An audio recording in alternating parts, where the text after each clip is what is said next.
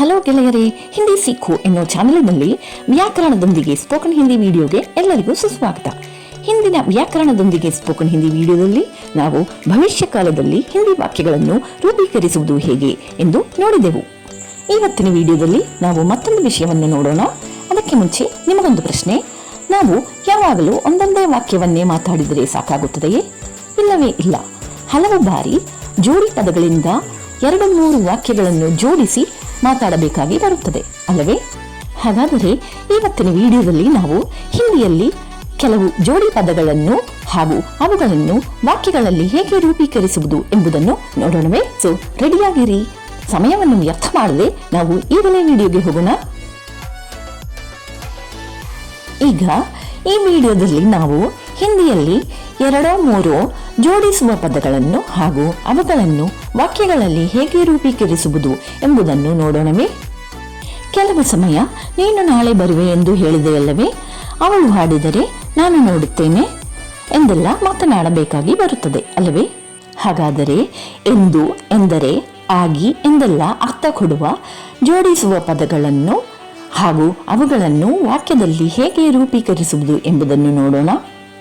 ಚಿಕ್ಕ ಕಿ ಎಂಬ ಹಿಂದಿ ಅಕ್ಷರ ಅಥವಾ ಪದಕ್ಕೆ ಎಂದು, ಎಂದರೆ, ಆಗಿ ಎಂದೆಲ್ಲ ಅರ್ಥ ಕೊಡಬಹುದು.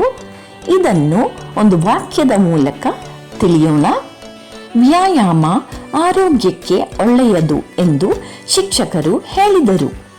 ಇಲ್ಲಿ ನೀಡಿರುವ 2 ವಾಕ್ಯಗಳನ್ನು ಎಂದು ಎಂಬ ಪದದಿಂದ ಜೋಡಿಸಲಾಗಿದೆ. ಇಲ್ಲೊಂದು ಮಾತನ್ನು ನಿಮಗೆ ಹೇಳಲು ಬಯಸುತ್ತೇನೆ. ಕನ್ನಡ ಹಾಗೂ ಹಿಂದಿ ವಾಕ್ಯಗಳ ರೂಪೀಕರಣದಲ್ಲಿ ಕೆಲವೊಮ್ಮೆ ಸ್ವಲ್ಪ ವ್ಯತ್ಯಾಸ ಇರುತ್ತದೆ. ಕಸರತ್ ವ್ಯಾಯಾಮ, ಸ್ವಾಸ್ಥ್ಯ ಕೇಲಿಯೇ ಆರೋಗ್ಯಕ್ಕೆ, ಅಚ್ಚಾ ಹೈ ಒಳ್ಳೆಯದು.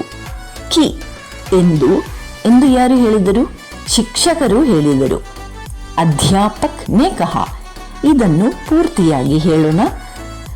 ಅಧ್ಯಾಪಕ್ ನೇ ಕಹಾ ಕಿ ಕಸರತ್ ಸ್ವಾಸ್ಥ್ಯ ಕೇಲಿಯೇ ಅಚ್ಚಾ ಹೈ. ಮತ್ತೊಂದು ಉದಾಹರಣೆಯನ್ನು ನೋಡೋಣ. ದೀಪ ಬೆಂಗಳೂರಿಗೆ ಹೋಗುವುದಾಗಿ ಹೇಳಿದಳು. ದೀಪಾನೇ ಕಹಾ ಕಿ ವಹ ಬೆಂಗಳೂರು ಜಾಯೇಗಿ. ಇದು ನಿಮಗೆ ಅರ್ಥವಾಯಿತೆಂದು ನಂಬುತ್ತೇನೆ. ಈಗ ಬೇರೆ ಪದಗಳನ್ನು ನೋಡೋಣ. ಯದಿ ಹಾಗೂ ತೋ ಎಂಬ ಜೋಡಿಸುವ ಪದಗಳಿಗೆ ಎಂದರೆ, ಅಂದರೆ, ಆಗಿಯೂ, ರೇ ಎಂದೆಲ್ಲ ಅರ್ಥ ಕೊಡಬಹುದು. ಇದನ್ನು ಒಂದು ಉದಾಹರಣೆಯ ಮೂಲಕ ತಿಳಿಯೋಣ. ರಾಮನು ಅವಳನ್ನು ಕರೆಯಲು ಹೋದರೆ ಅವಳು ಖಂಡಿತ ಬರುತ್ತಾಳೆ. ಯದಿ ಎಂಬ ಪದವನ್ನು ವಾಕ್ಯದ ಪ್ರಾರಂಭದಲ್ಲಿಯೇ ಸೇರಿಸಬೇಕು. ರಾಮ್ ಉಸೆ ಬುಲಾನೆ ಜಾಯೇಗಾ. ರಾಮನು ಅವಳನ್ನು ಕರೆಯಲು ಹೋಗುವನು. ಈಗ ಯದಿ ಎಂಬ ಪದವನ್ನು ವಾಕ್ಯದ ಪ್ರಾರಂಭದಲ್ಲಿಯೇ ಸೇರಿಸಿದಾಗ ಹೋಗುವನು ಎಂಬ ಅರ್ಥವನ್ನು ಕೊಡುವ ಜಾಯೇಗಾ ಎಂಬ ಶಬ್ದವು ಹೋದರೆ ಎಂಬ ಅರ್ಥವನ್ನು ಕೊಡುತ್ತದೆ. ತೋ ಅಂದರೆ ಅಥವಾ ಆಗ, ವಹ ಅವಳು, ಜರೂರ್ ಖಂಡಿತ, ಆಯೇಗಿ ಬರುತ್ತಾಳೆ. ಈ ವಾಕ್ಯವನ್ನು ಪೂರ್ತಿಯಾಗಿ ನೋಡೋಣ. ಯದಿ ರಾಮ್ ಉಸೆ ಬುಲಾನೆ ಜಾಯೇಗಾ ತೋ ವಹ ಜರೂರ್ ಆಯೇಗಿ. ಮತ್ತೊಂದು ಉದಾಹರಣೆಯನ್ನು ನೋಡೋಣ. ನೀನು ಕಷ್ಟಪಟ್ಟರೆ ಅಥವಾ ನೀನು ಕಷ್ಟಪಟ್ಟೆ ಎಂದರೆ ನಿಜವಾಗಿಯೂ ಒಳ್ಳೆಯ ಅಂಕಗಳನ್ನು ಪಡೆಯುವೆ. ಯದಿ ಎಂಬ ಪದವನ್ನು ವಾಕ್ಯದ ಪ್ರಾರಂಭದಲ್ಲಿಯೇ ಸೇರಿಸಿದಾಗ ಕಷ್ಟಪಡುವೆ ಎಂಬ ಅರ್ಥವನ್ನು ಕೊಡುವ ಮೆಹನತ್ ಕರೋಗೆ ಎಂಬುದು ಕಷ್ಟಪಟ್ಟರೆ ಎಂಬ ಅರ್ಥವನ್ನು ಕೊಡುತ್ತದೆ. ತೋ ಆಗ ಸಚ್ ಮುಚ್ ನಿಜವಾಗಿಯೂ, ಅಚ್ಚೆ ಅಂಕ ಒಳ್ಳೆಯ ಅಂಕಗಳು, ಪಾವೋಗೆ ಪಡೆಯುವೆ. ಇದನ್ನು ಪೂರ್ತಿಯಾಗಿ ನೋಡೋಣ. ಯದಿ ತುಮ್ ಮೆಹನತ್ ಕರೋಗೆ ತೋ ಸಚ್ ಮುಚ್ ಅಚ್ಚೆ ಅಂಕ ಪಾವೋಗೆ. ಈಗ ಬೇರೆ ಬೇರೆ ಜೋಡಿಸುವ ಪದಗಳು ಏನು ಎಂಬುದನ್ನು ನೋಡೋಣ. ಜಿಸ್ನೆ ಅಥವಾ ಜೋಗೆ ಸೋ ಅಥವಾ ಬಹ ಹಾಗೂ ಜೈಸಾಗೆ ವೈಸಾ ಇವೆರಡು ಹಿಂದಿಯಲ್ಲಿರುವ ಇತರ ಜೋಡಿಸುವ ಪದಗಳು. ಜಿಸ್ನೆ ಅಥವಾ ಜೋಗೆ ಯಾರು, ಯಾರೋ, ಸೋ ಅಥವಾ ವಹಗೆ ಅವರು, ಅದು, ಮತ್ತು ಜೈಸಾ ಹಾಗೂ ವೈಸಾಗೆ ಯಾವ ರೀತಿ, ಅದೇ ರೀತಿ, ಹೇಗೆ, ಎಂತಹ, ಹಾಗೆ, ಅಂತಹ ಎನ್ನುವ ಅರ್ಥಗಳನ್ನು ಕೊಡಬಹುದು. ಇದನ್ನು ಒಂದು ಉದಾಹರಣೆಯ ಮೂಲಕ ತಿಳಿಯೋಣ. ನೀನು ಬಿತ್ತಿದಂತೆ ನೀನು ಕೊಯ್ಯುವೆ ಅಥವಾ ನೀನು ಹೇಗೆ ಬಿತ್ತಿದೆಯೋ ಹಾಗೆಯೇ ನೀನು ಕೊಯ್ಯುವೆ. ಜೈಸಾ ತುಮ್ ಬೋವೋಗೆ, ಯಾವ ರೀತಿ ಅಥವಾ ಹೇಗೆ ನೀನು ಬಿತ್ತಿದೆಯೋ, ವೈಸಾ ತುಮ್ ಕಾಟೋಗೆ, ಅದೇ ರೀತಿ ಅಥವಾ ಹಾಗೆಯೇ ನೀನು ಕೊಯ್ಯುವೆ. ಇದನ್ನು ಪೂರ್ತಿಯಾಗಿ ನೋಡೋಣ. ಜೈಸಾ ತುಮ್ ಬೋವೋಗೆ ವೈಸಾ ತುಮ್ ಕಾಟೋಗೆ. ಮತ್ತೊಂದು ಉದಾಹರಣೆಯನ್ನು ನೋಡೋಣ. ಸ್ವಾಗತ ಕೋಣೆಯಲ್ಲಿ ಕೆಲಸ ಮಾಡುವವರು ಯಾರು?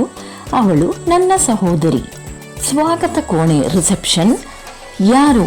ಜೋ ಕೆಲಸ ಮಾಡುವವರು, ಕಾಮ್ ಕರ್ತಿ ಹೈ. ವಹ ಅವಳು, ಮೇರಿ ಬಹನ್ ಹೈ ನನ್ನ ಸಹೋದರಿ. ಇದನ್ನು ಪೂರ್ತಿಯಾಗಿ ನೋಡೋಣ. ಜೋ ರಿಸೆಪ್ಷನ್ ಮೇ ಕಾಮ್ ಕರ್ತಿ ಹೈ ವಹ ಮೇರಿ ಬಹನ್ ಹೈ. ಈಗ ಮತ್ತೊಂದು ಉದಾಹರಣೆಯನ್ನು ನೋಡೋಣ.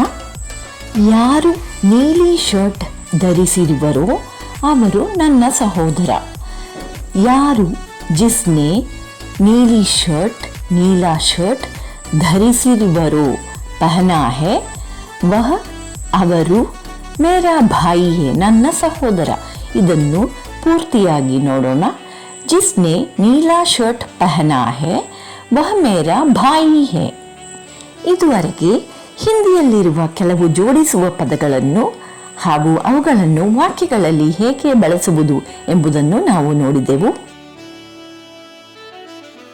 ನನ್ನ ಪ್ರೀತಿಯ ಗೆಳೆಯರೇ, ಈ ವಿಡಿಯೋ ಎಲ್ಲರಿಗೂ ಪ್ರಯೋಜನಕಾರಿಯಾಗಿತ್ತೆಂದು ನಂಬುತ್ತೇನೆ.